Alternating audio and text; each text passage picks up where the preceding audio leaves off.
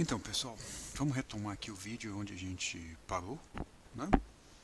A gente estava fazendo uma discussão até o final do vídeo passado. A gente estava fazendo uma discussão sobre composição e redação científica e a gente parou na estrutura do que é um argumento, certo? Então, a gente chegou à definição de que o argumento é um conjunto de proposições cujo objetivo é estabelecer e enunciar uma inferência verdadeira, né? E a estrutura do argumento é a estrutura clássica, né, que ele é composto de proposições. Uma proposição é uma afirmação sobre qualquer estado de coisas no mundo, que a gente chama de fato, da qual é possível afirmar algum valor de verdade, verdadeiro ou falso. Então, como eu disse no vídeo passado, sentenças afirmativas, interrogativas, sentenças afirmativas não, perdão, sentenças interrogativas, imperativas, não podem ser consideradas proposições de argumentos. Você só pode ter um argumento quando você tem algum valor de verdade nas suas proposições. Então, o argumento basicamente é isso, é um conjunto de premissas que produz uma inferência que a gente chama de conclusão. As premissas sendo verdadeiras, a inferência necessariamente será verdadeira. Tá? Vamos lá. Um exemplo de argumento, um exemplo clássico, mas muito clássico de argumento da lógica é o silogismo aristotélico.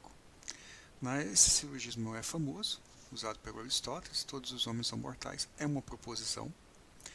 Portanto, é uma proposição que tem um caráter de afirmação sobre um fato do mundo, sobre um estado de coisa do mundo. Qual é?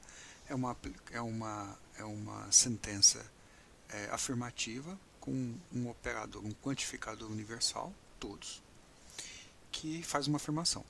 Todos os homens são mortais. Vamos olhar para essa sentença. Como é que a gente sabe que ela é verdadeira? Isso é clássico do processo. A gente sabe que ela é verdadeira porque ainda não apareceu um contrafactual. Podemos argumentar que há contrafactuais, ou seja, há homens que não são mortais se você altera um pouco o horizonte semântico de interpretação dessa ideia de homens mortais. Por exemplo, nós estamos aqui falando de Aristóteles. Então, enquanto ser humano específico, nascido na Grécia, vamos supor, homens ele for um denominador rígido, né? Um nome próprio, portanto, um denominador rígido, você pode dizer que Aristóteles de alguma forma está vivo porque a gente faz referência a ele e o conhece a partir dos seus textos. Então, obviamente, a coisa pode ficar bem complexa nesse contexto, mas para nós ela é bem mais simples.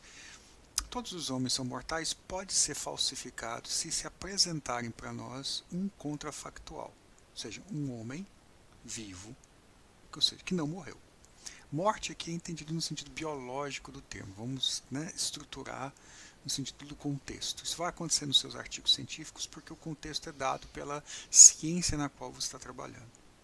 Né? Isso é clássico, por exemplo, no termo como tempos. Nossas proposições sobre o tempo se estão contextualizadas no estudo da história, da sociologia, tempo tem um significado. Se estão no contexto de um artigo na física, tempo tem outro significado.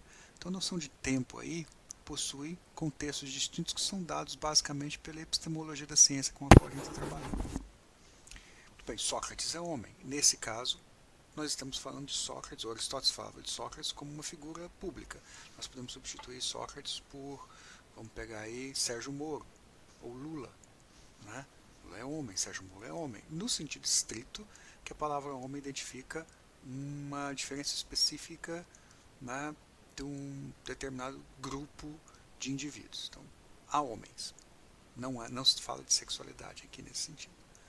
Logo, portanto, Sócrates é mortal. Então, no silogismo, você tem duas premissas, que são todos os homens são mortais e Sócrates é homem, e uma conclusão introduzida por um operador de conclusão, né, um operador inferencial, que é o logo. Então, Sócrates mortal é verdadeiro porque as duas premissas anteriores são verdadeiras. Nos silogismos, você tem o que a gente chama de termo médio, que é, na verdade, o conceito de homem. A ideia de homem é um termo médio, porque faz uma conexão abstrata de ideias entre a primeira e a segunda premissa.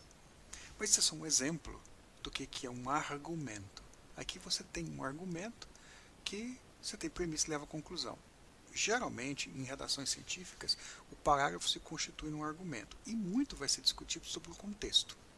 Eu poderia ter resumido isso tudo num parágrafo para tentar mostrar o conceito de argumento. A redação científica vai operar com essa lógica, okay? Essa lógica da composição. Mas vamos lá. Então tá, vamos continuar a nossa exposição. Aqui, por exemplo, você tem uma questão que ficou importante, que é importante, né, para nós, que é o que torna uma proposição verdadeira. O que torna uma proposição verdadeira é o que tradicionalmente a gente chama de verdade. Bom, um texto científico tem que deixar claro os pressupostos através dos quais ele acredita que suas proposições podem ser consideradas verdadeiras. Então, é um pouco o que eu falei agora. Então, você tem um determinado campo do conhecimento, que tem uma epistemologia muito específica, pega, por exemplo, história, administração, economia, química, né? E esse contexto desse campo, essa que a gente chama de epistemologia, vai possuir uma teoria da verdade, ou seja, vai dar os princípios ou os critérios em que uma proposição pode ser, naquele contexto, a gente poderia usar o termo de Wittgenstein, naquele jogo de linguagem, poderia ser considerado verdadeiro. Então, na matemática, por exemplo, uma proposição como a enunciação do teorema, ela vai ser verdadeira a partir dos princípios dados dentro daquele modelo de raciocínio, dentro daquele raciocínio dedutivo abstrato que constitui a teoria ou o modelo. Então, na topologia, você tem um contexto. Na geometria Lobachevskiana, não euclidiana, você tem outros princípios. Na geometria euclidiana, você tem ali aqueles fundamentos ou axiomas. Os axiomas estruturam as possibilidades de verdade nesse contexto da matemática. Né? No nosso caso, esses pressupostos são os processos científicos de pesquisa. Ciência, nesse contexto, é essencialmente método.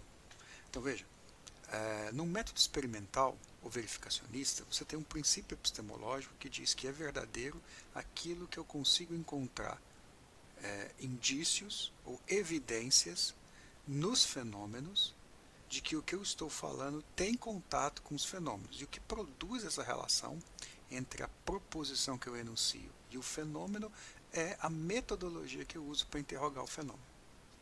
Então, se eu digo, por exemplo, que a curva de contaminação do Covid no Brasil está aumentando, as minhas evidências são, certo, as informações que eu consigo pegar estatisticamente a partir dos dados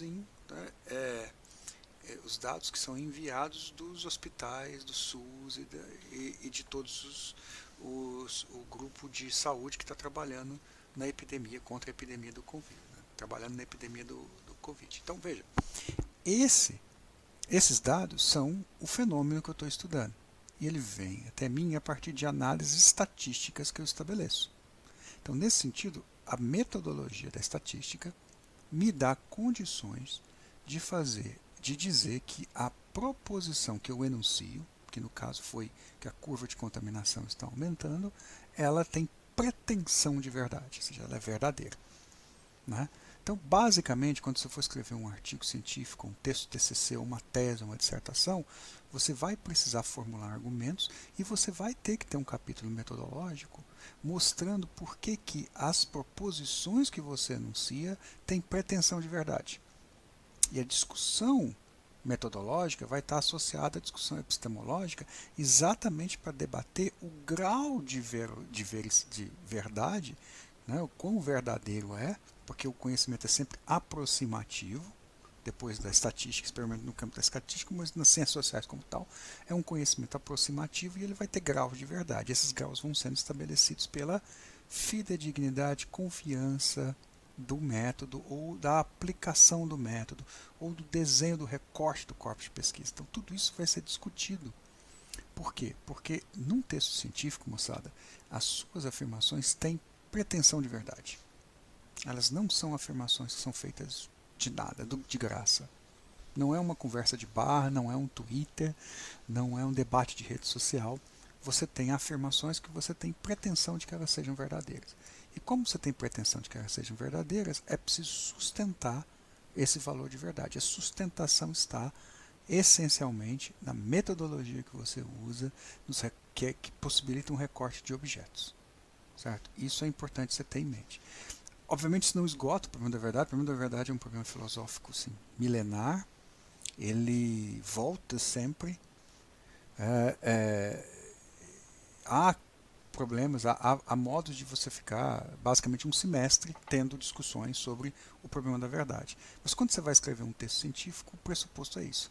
O que eu estou dizendo é verdade porque eu apliquei um método, certo? Esse método me deu condição de elaborar uma teoria, com os dados, eu tenho uma teoria para explicar os dados, ou eu reforço uma teoria que já está pronta, que é aquilo que eu falei no vídeo passado. A teoria é um conjunto, uma relação de conceitos que tendem a explicar, certo, os dados que eu peguei com a metodologia, mas é a relação com o objeto que estabelece o dado, né? Ou, no caso, estruturas internas e lógicas quando o conhecimento é altamente abstrato, como matemática e filosofia. Mas na física, na biologia, nas ciências sociais, né, você tem basicamente essa interrogação dos objetos que podem ser feitos por diversos métodos, não tem só estatística, tem métodos quali e quantitativos, e aí você tem toda uma discussão metodológica para entender qual é o método melhor para você sustentar aquilo que você quer dizer sobre o fenômeno que você está estudando.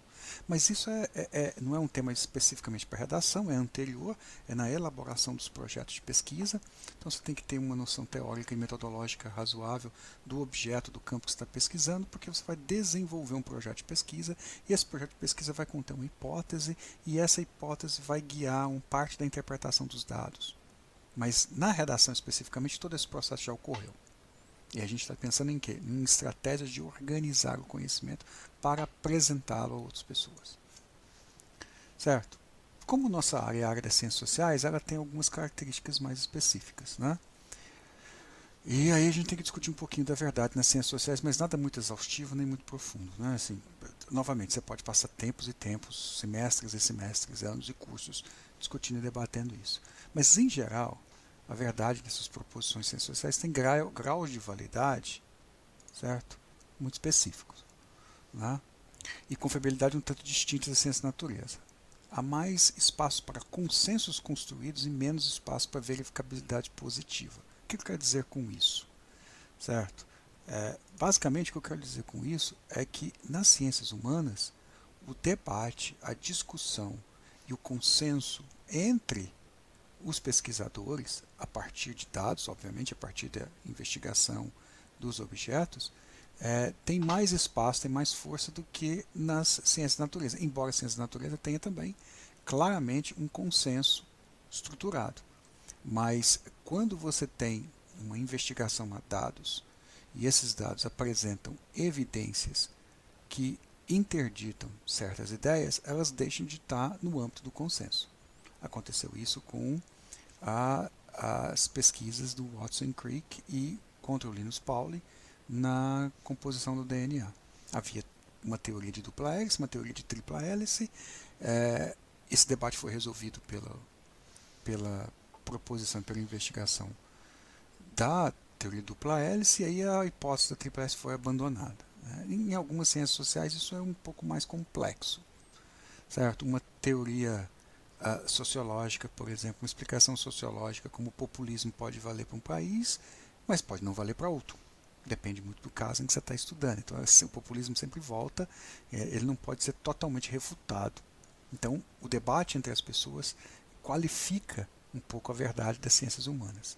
O Dilthey, que é um historiador da ciência, filósofo alemão, entendia as ciências sociais como hermenêuticas, nesse sentido interpretativo. O exemplo era a história.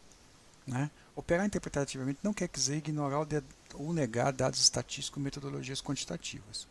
Podemos adotar, como inicialmente problemêutica, dois fundamentos para a verdade nas ciências sociais, que guia a redação de artigos e teses: o rigor teórico-conceitual e a descrição caracterização mais objetiva possível do fenômeno.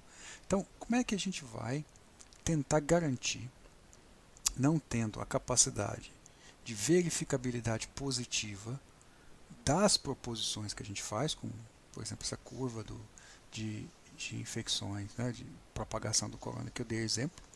Você não tem isso, como é que você vai tentar garantir a verdade das suas proposições? A primeira é rigor teórico-conceitual. O que isso quer dizer? Isso quer dizer ter o cuidado de utilizar conceitos e debatê-los e discuti-los exaustivamente antes de usá-los. Okay?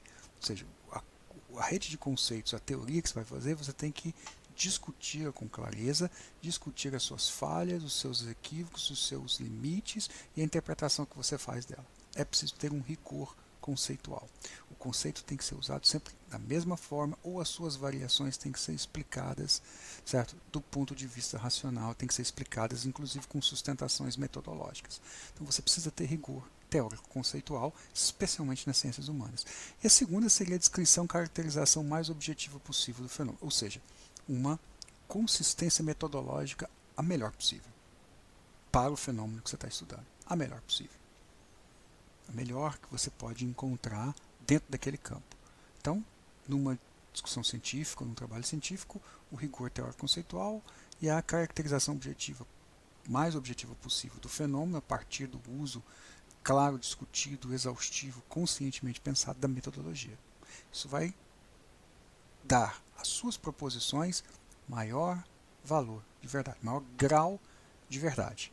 O que ela nunca é absoluto e pode ser contestado amanhã. Normal, parte do jogo.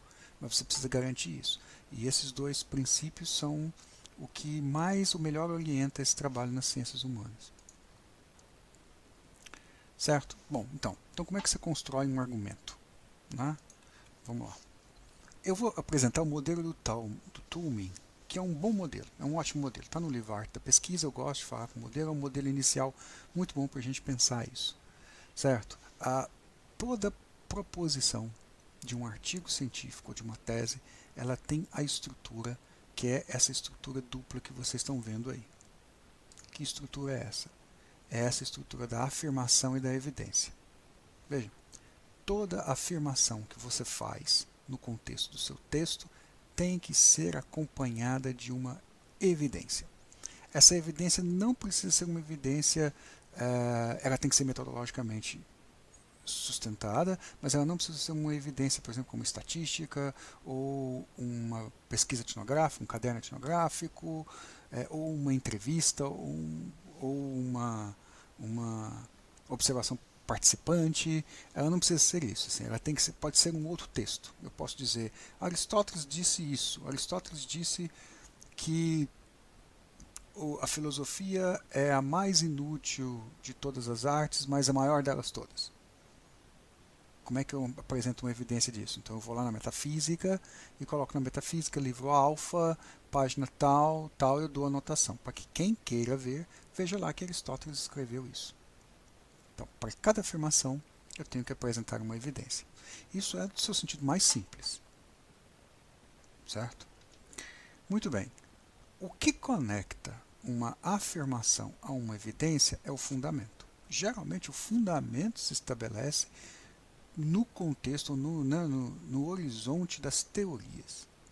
Então veja, o que é que torna, o que é que constitui a conexão entre a minha afirmação e a minha evidência? Né? Isso é importante. Isso é que é o fundamento. Certo? O fundamento tem, a evidência é construída metodologicamente, mas o fundamento é baseado numa certa teoria. E você tem que levar em consideração sempre ressalvas. O que é ressalva? É até onde o seu argumento pode ser articulado, pode ser considerado um argumento sólido. E quais são os limites dele? Então a ressalva tem uma coisa de dizer assim, olha, meu argumento tem essa caracterização, mas se você interpretar por esse lado, aí ele realmente não vai funcionar. Eu vou dar exemplos mais tarde, mas guardem isso. Toda proposição que você constitui um argumento e quer que ela tenha valor de verdade, portanto que ela seja considerada como verdadeira, tem que ser apresentada a ela uma evidência.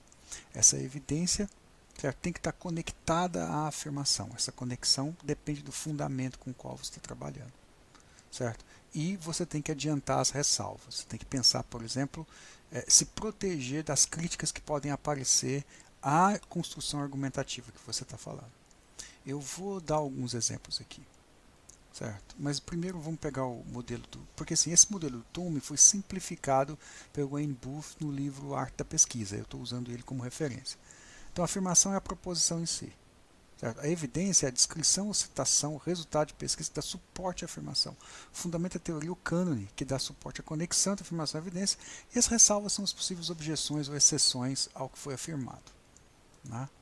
Então, eu estou dando aqui duas opções. Né? dois exemplos para você. O primeiro é a seguinte frase: Anne é uma das irmãs de Jack, certo?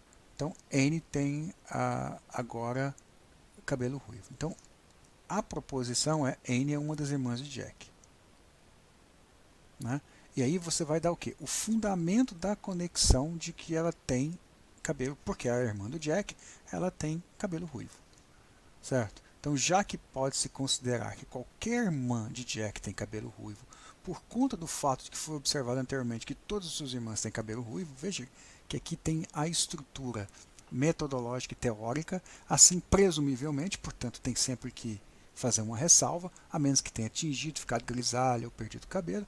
Anne tem agora cabelo ruivo, né? O exemplo é mais tranquilo, né? Peterson é sueco, assim Peterson não é católico romano. Por quê? Já que pode-se assumir com quase certeza que um sueco não é católico romano e porque a proporção de sueco católico romano é menor do que 2%. Veja, eu tenho dois fundamentos que vão dizer por que eu estou afirmando que o Peterson, sendo sueco, provavelmente não é católico romano. Essa é a estrutura argumentativa. E é aqui embaixo, no W e no B, aí, que vocês podem acompanhar, que os debates acontecem. Porque é aqui que você tem que mostrar como é que você usou a metodologia, qual teoria que você está trabalhando, por que você pode sustentar que a proporção de suecos católicos romanos é menor que 2%. Veja, mas você quer, no fundo, sustentar uma hipótese definitiva, uma hipótese que é basicamente sua hipótese de pesquisa. Certo? Né? Então, essa é, em certo sentido, a estrutura de um argumento, que vai ajudar você a compor argumentos. Você vai fazer o seu texto científico ou a sua tese de dissertação articulando isso. Como eu falei no vídeo passado, essa articulação é melhor orientada na redação para parágrafos. Mas esse é o pressuposto. O seu orientador ou a revista para a qual você está publicando, ela vai estar pensando isso melhor. Quer dizer, ela vai dar dando esses parâmetros para você.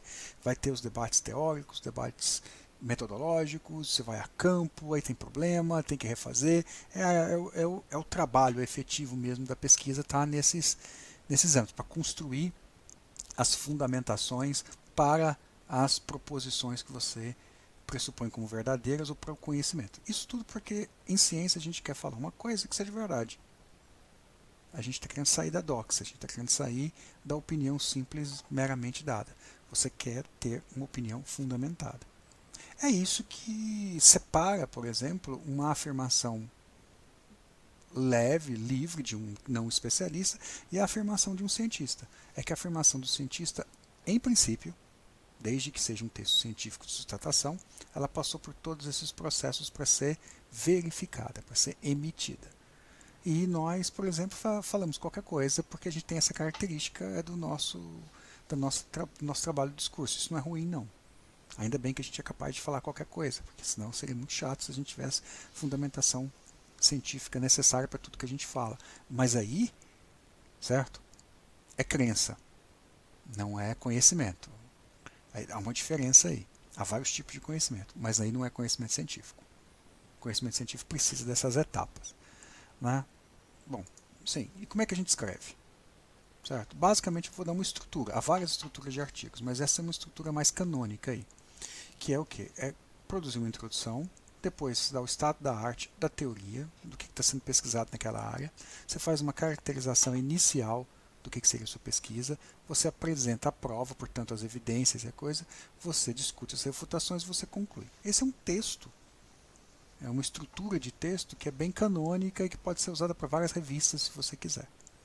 Certo? Faz uma introdução apresentando a pesquisa, fala do estado da arte que está sendo pesquisado naquela área, faz uma caracterização inicial do seu pesquisa, do seu objeto, dos seus procedimentos, depois apresenta a prova, depois discute as refutações possíveis e apresenta uma conclusão. Né? E o estilo? Bom, aí a gente volta à retórica, e esse é o ponto interessante. A primeira coisa que a gente tem que se perguntar é, se você escreve cientificamente, quem é o seu auditório? Num texto científico, você escreve para quem? A gente poderia chamar de comunidade científica. E é verdade, você escreve para os cientistas daquela mesma área. certo? Se você está falando sobre mecânica quântica, quem vai ler são os físicos que estudam e trabalham em mecânica quântica. Mas tem um porém aí. Quando você escreve artigos científicos, você na verdade está escrevendo para o avaliador daquela revista. Então, se isso, na verdade, você tem um auditório maior, um horizonte ali, um auditório maior, mas você tem indivíduos específicos que funcionam como filtros para você chegar àquele auditório. Então você dialoga quase que sempre com os avaliadores ad hoc das revistas científicas. É para ele que você escreve. Portanto, você escreve para alguém como você, que pesquisa como você, que conhece ciência, que faz ciência também. Isso é importante na hora de estruturar o texto, porque isso vai tirar do jogo alguns argumentos que você poderia usar se fosse divulgação científica, como metáforas, como apelos às emoções, como apelo ao auditório, como conexão de uma série de outras estruturas argumentativas que você não vai poder usar, porque o seu auditório não é um auditório que é permeável a esse tipo de coisa. A célula básica do seu texto é o parágrafo. Cada parágrafo, como eu disse outra vez, ele é estruturado em cima de uma ideia, de uma afirmação. A gente pode voltar aqui para você entender. Cada parágrafo ele vai estar estruturado aqui, certo? A partir da afirmação e da evidência. Então, deixa eu pôr aqui para você ver, por exemplo, aqui do Peterson. Então, o que organiza o parágrafo? A afirmação que você quer fazer. Qual é a afirmação? De que Peterson é sueco. E assim, Peterson provavelmente não é católico romano. Então, a estrutura do seu parágrafo é D, que implica Q, C. D que implica C.